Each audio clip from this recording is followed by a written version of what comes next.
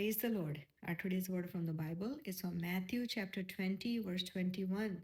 Then the mother of James and John came to Jesus and said, Lord, will you grant that these two sons of mine, that in your kingdom one will sit on your right side and one on your left?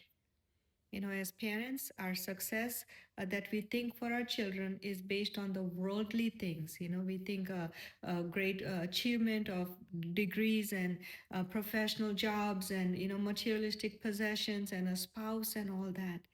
Sometimes we want, push our kids so much that we compare our children to other people's children.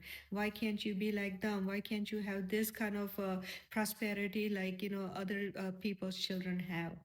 Friends, wishing all the good for our children is very well, and that is what, as parents, that we are burdened about.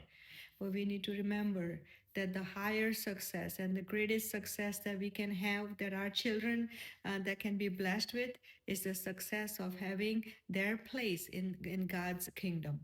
The sons of the mother of the James and John, she was asking Jesus based on her worldly viewpoint of what success meant.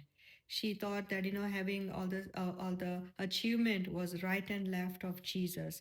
But you know what? This is not the type of success that we should be praying for our children. If our children know the Lord, then nothing else can compare to that.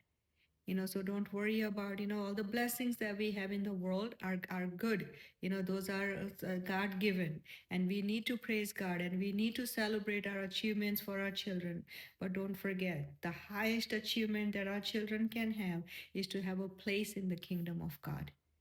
And so let's continue to pray for our children. Let's continue to be the godly example, whether they're young or whether they're adult children, it does not matter. We need to set that example, continue to pray for them, and then just know that God can bless them with the eternal blessings, and that is what's going to count at the end of the day. So don't focus too much on the worldly achievements. These are a blessing, and praise God for that.